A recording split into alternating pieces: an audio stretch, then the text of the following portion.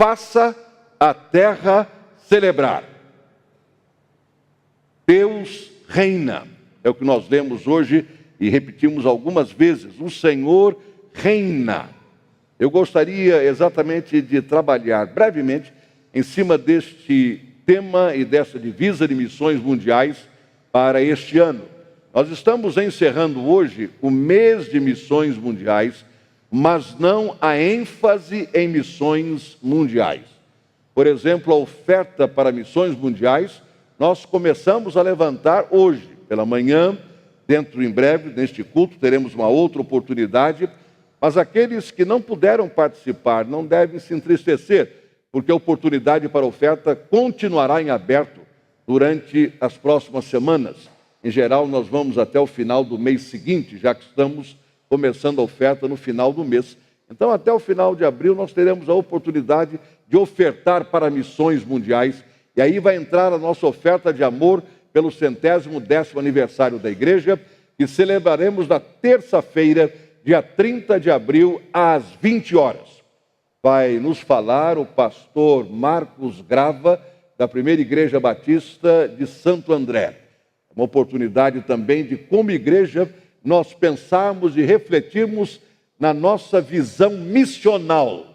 Isto nós temos procurado juntos trabalhar e executar a cada domingo.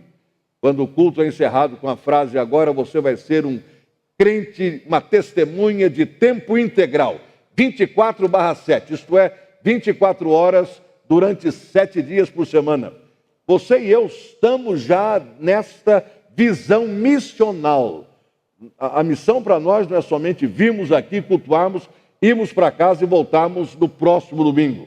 Como um pregador americano disse em certa ocasião, para nós a religião não é uma questão de perna de pau, isto é, você coloca no domingo de manhã, domingo à noite você tira e vai mancando até sábado, depois coloca de novo para o domingo, depois vai mancando novamente. Não é por aí não. Para nós a visão missional, ela dura o tempo todo. Isto é, 24 horas por dia, 7 dias por semana, como testemunhas do Senhor Jesus. Então faça a terra se alegrar. É o tema de missões mundiais e a palavra está em 1 Crônicas 16:31. Os céus se alegrem, a terra exulte. O Senhor reina, pois é isto que se diz entre as nações. O Senhor reina. Alguns anos eu ouvi de um colega, hoje já na glória, pastor Isaltino Gomes Coelho Filho, que foi pastor no Amazonas, foi pastor no estado do Pará, foi pastor também em São Paulo, e numa conferência de que ele participava, um orador foi falar sobre o avanço de outras confissões de fé e de outras religiões. E disse ele que a palavra foi ótima, muito bem pesquisada, muito bem trazida, muito bem exposta, mas extremamente pessimista. Era como se o cristianismo estivesse vivendo os seus últimos momentos, acabando. Daqui a mais 5 anos, os cristãos serão este percentual. Daqui a 20 anos, este. Daqui a 30 anos, este. Daqui a 40 anos, acabou tudo. Não haverá mais a fé cristã na terra. E ele era o orador seguinte. Iria falar logo depois desse orador. Ele classificou como extremamente pessimista na sua visão e na sua projeção da fé cristã. Quando ele assomou à tribuna, ele resolveu começar com a palavra de Apocalipse, em que a palavra do Senhor nos diz, no capítulo 11, versículo 15, o 7º anjo tocou a sua trombeta e houve fortes vozes nos céus que diziam: o reino do mundo se tornou de nosso Senhor e do seu Cristo, e ele reinará para todo sempre. Ele disse, eu senti a necessidade de começar o meu sermão com este versículo, para tentar me contrapor àquele pessimismo reinante. Não, senhores, por mais que outras confissões de fé se expandam, por mais que elas pareçam aumentar e se estender por todo o mundo, os reinos deste mundo serão de Jesus. Por isso que ele será aclamado Rei dos Reis e Senhor dos Senhores. Não é uma questão apenas de um grupo que interpreta a Bíblia desta maneira, não. Os reinos serão dele. Em algum momento todo joelho se dobrará. Todo joelho. Não alguns joelhos, não a maioria dos joelhos, não 99% dos joelhos, mas todo joelho se dobrará. E toda língua confessará que Jesus Cristo é o Senhor, para a glória de Deus Pai. Então, meu irmão e minha irmã, que a terra se alegre no retorno de Jesus e no poder do nome de Jesus.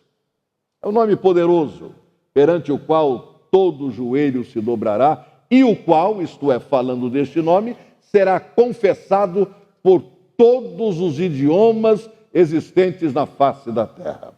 Hoje pela manhã pudemos observar a mensagem que nos foi trazida pelo pastor Abner, naquele gráfico muito especial, entre outros, mas aquele gráfico específico do volume ainda inalcançado de nações do mundo, de etnias. Ele disse, olha, nós podemos falar talvez em cerca de 200 nações, mas em termos de grupos étnicos, grupos linguísticos, estamos falando em milhares ainda não alcançados. Há lugares deste mundo, por exemplo, em que você, na mesma congregação, tem vários idiomas sendo ditos e um não sabe o nome do outro, um não conhece, não consegue entender o outro.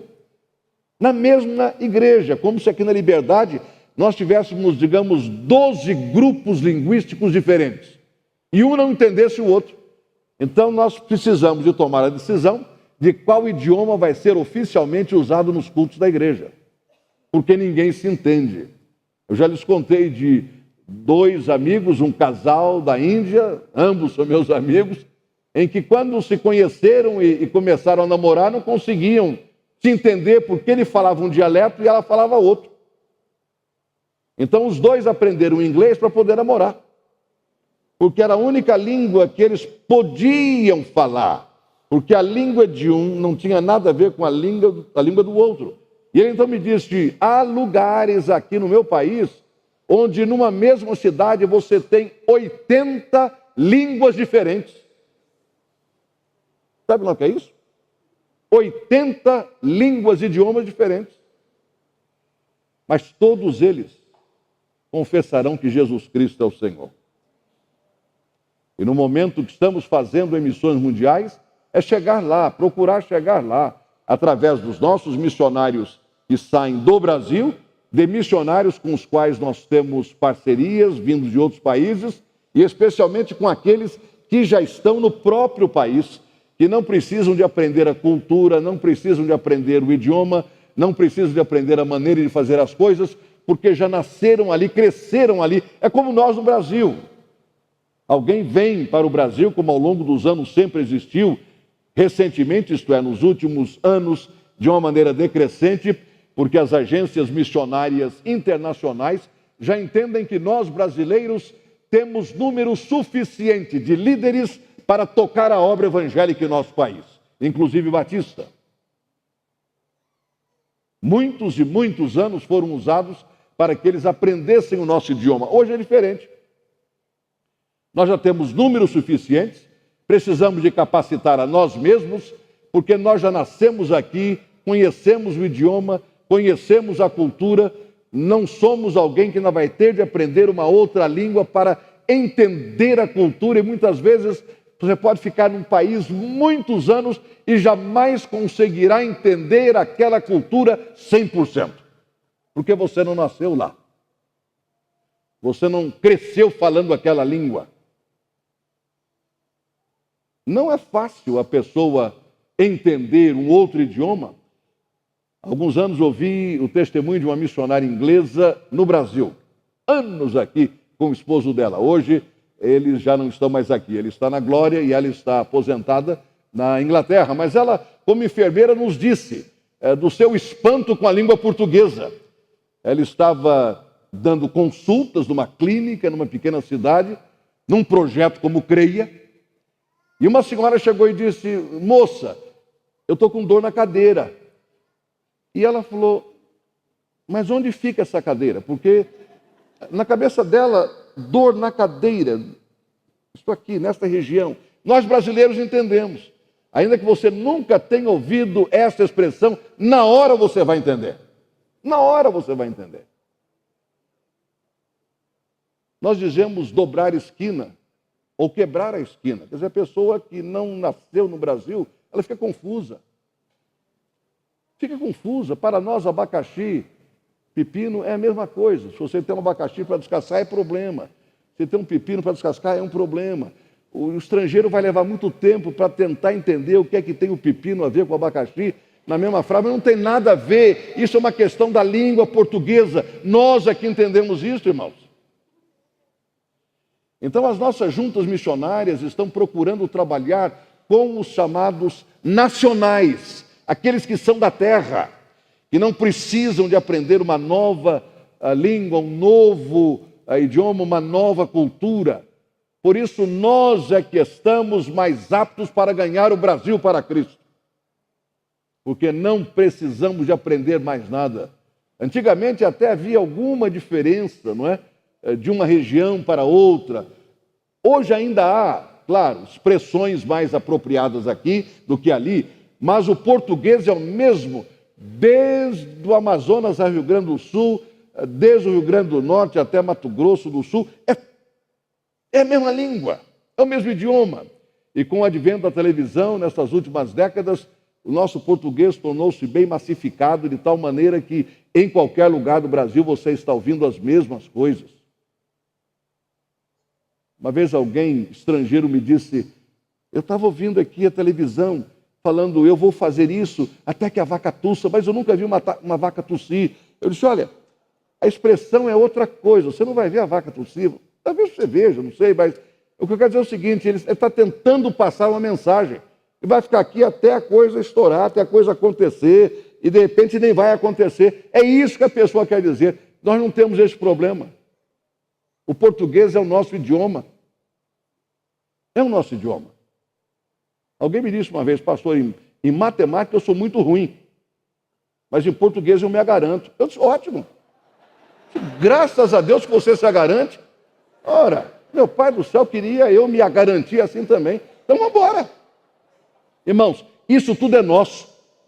As juntas missionárias estão exatamente partindo desses pressupostos para que o nacional, aquele que é do país, que é da terra, seja empoderado para evangelizar. Por isso a nossa junta de missões mundiais tem missionários em inúmeros países, não necessariamente brasileiros, mas nacionais, que estamos sustentando e que, por serem um dos nossos missionários, nos fizeram economizar milhões de reais e muito tempo tentando fazer um brasileiro aprender mais um idioma e mais uma cultura. O Senhor reina em todos os lugares e um dia Ele reinará para todo sempre, porque os reinos deste mundo vieram a ser do Senhor Jesus. Neste mesmo capítulo, que nós temos 16 de 1 Crônicas, onde está a divisa, o salmista, porque este é um salmo que começa com o versículo número 7, é um salmo de gratidão de Davi, ele vai até o final do capítulo, do versículo 43. Mas Davi aqui coloca como a natureza está se regozijando e se alegrando. A partir do versículo 31, que os céus se alegrem e a terra exulte e diga-se entre as nações, o Senhor reina. E agora ele vai para uma outra área da natureza. Ressoe o mar e tudo que nele existe. Agora uma outra área da natureza. Exultem os campos e tudo que neles há. Mais uma outra área da natureza. Então as árvores da floresta cantarão de alegria, cantarão diante do Senhor, pois ele vem julgar a terra. Então, os irmãos observam que o versículo inicial, que é o de 31, que a terra exulte, os céus se alegrem, ele é seguido destes outros versículos, nos quais Davi coloca outras áreas da natureza sendo exortadas a se exultarem, porque o Senhor é o Rei sobre todas as coisas. Rendam graças ao Senhor, pois Ele é bom, o seu amor dura para sempre. Clamem, salva-nos, ó Deus, nosso Salvador. reúne-nos e livra-nos das nações, para que demos graças ao teu santo nome e façamos o teu louvor a nossa glória. Bendito seja o Senhor, o Deus de Israel, de eternidade a eternidade. Então todo o povo exclamou: Amém. Louvado seja o Senhor. Louvado seja o Senhor é a frase completa para a palavra aleluia. É isto que significa a palavra aleluia. Louvado seja o Senhor. A terra, o mar, o bosque, o campo, as árvores, todos sendo chamados para exultar e celebrar o nome do nosso Deus. O apóstolo Paulo, escrevendo aos Romanos, no capítulo número 8, nos fala desta restauração da natureza, e ele afirma, capítulo 8, a partir do versículo 13, ou melhor, versículo 18, considero que os nossos sofrimentos atuais não podem ser comparados com a glória que em nós será revelada. A natureza criada, esta que conhecemos, aguarda com grande expectativa que os filhos de Deus sejam revelados. A natureza aguarda a revelação dos filhos de Deus. A natureza não aguarda o que Washington tem para dizer. A natureza não aguarda o que Moscou tem para dizer. A natureza não aguarda o que Tóquio tem para dizer. A natureza não aguarda o que Brasília tem para dizer. A natureza aguarda o que os filhos de Deus têm para dizer. E ela está, como diz o apóstolo Paulo, submetida à sua inutilidade, não pela sua própria escolha, mas por causa da vontade daquele que a sujeitou, na esperança de que a própria natureza criada será libertada da escravidão, da decadência em que ela se encontra, recebendo a gloriosa liberdade dos filhos de Deus. Paulo escreveu isso há quase 2000 anos. E observe, uns irmãos, que são palavras atualíssimas. A natureza será libertada da escravidão, da decadência em que ela se encontra. E não é fato? O que vimos em Moçambique, pastor João Haroldo nos disse, um dos piores ciclones, uma das piores catástrofes da história. O que vimos em São Paulo na semana retrasada, no início da semana, daquela noite de domingo para segunda-feira, foi também uma das grandes catástrofes da nossa história. Nesta última semana, na Catedral Evangélica, houve uma conferência intitulada Igreja 2030. Tentar imaginar como será a igreja daqui a 20 anos. Ou daqui a 11 anos.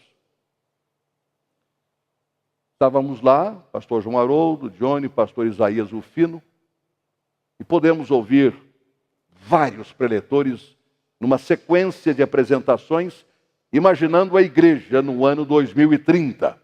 Os desafios, aliás, esse era o tema, desafios e obstáculos para a missão da igreja. Um dos oradores se deteve exatamente na questão da natureza e mencionou Moçambique, mencionou São Paulo e algumas outras catástrofes recentes em todo o mundo, fora de proporção, fora da hora. Aliás, toda catástrofe é alguma coisa fora da hora. Mas sobre a natureza. E conclamando a nós ali presentes e as igrejas representadas, a nós sermos melhores administradores da natureza que Deus colocou em nossas mãos.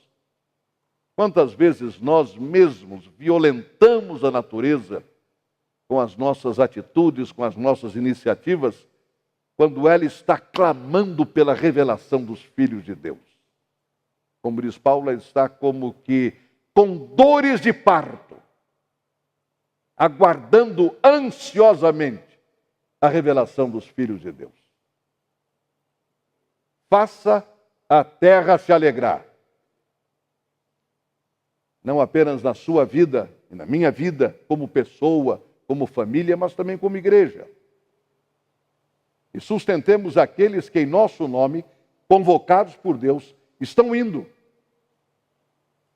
para levar a palavra à terra, aos bosques, às florestas, aos mares, às árvores, em todos os lugares.